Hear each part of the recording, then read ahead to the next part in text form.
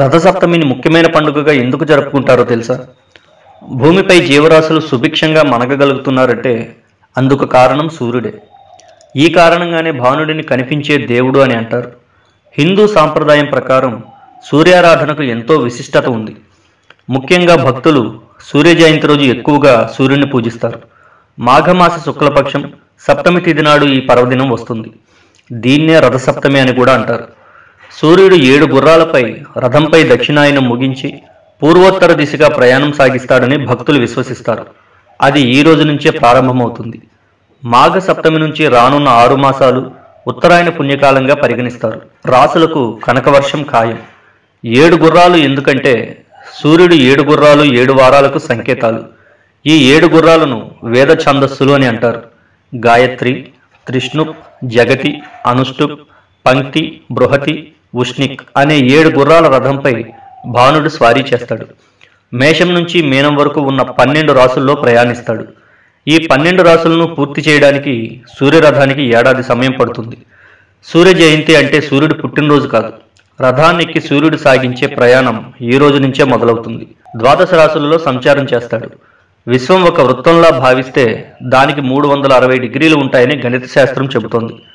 సూర్యుడు రోజుకు 1 డిగ్రీ చొప్పున సంచరిస్తూ 365 రోజుల్లో ఈ వృత్తాన్ని పూర్తి చేస్తాడు. అంటే 1 సంవత్సరం.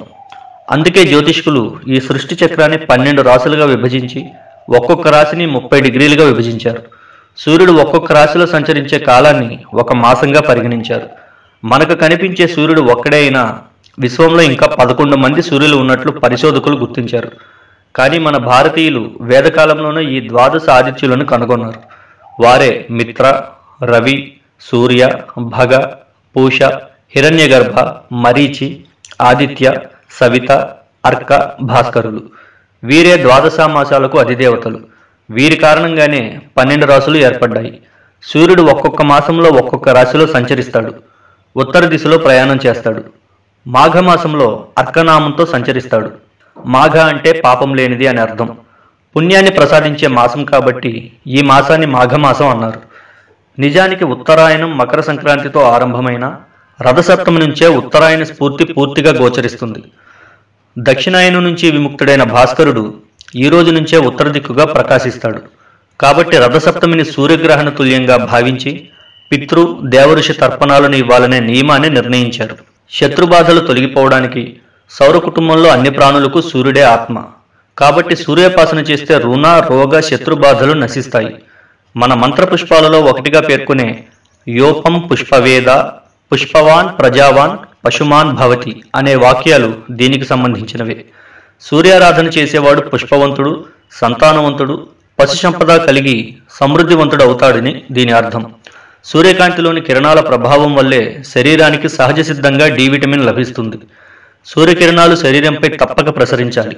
అందుకే వైదిక వాంగ్మయం సంధ్యావందనం, సూర్య నమస్కారాలు, ఆర్ఘ్య ప్రదానం మొదలైన ప్రక్రియల్ని ప్రవేశపెట్టింది. రథసప్తమి నాడు ఆకాశం అంతా నక్షత్ర మండలం రథాకారంలో ఉంటుంది. అందుకని దానికి రథసప్తమి అని పేరు. ప్రతి సప్తమి తిథి నాడు సూర్యకాంతి చాలా విశేషంగా ఉంటుంది.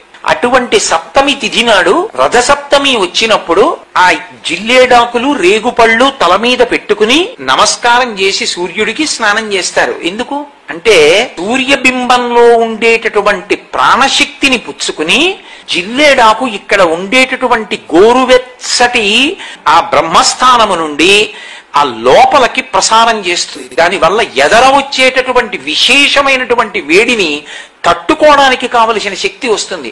రేగు పండుకి ఓ లక్షణం ఉంది, పీడ తీస్తుంది. అందుకే పిల్లలకి భోగి పండగ నాడు చిల్లర పైసలతో కలిపి రేగుపళ్ళు పోస్తారు.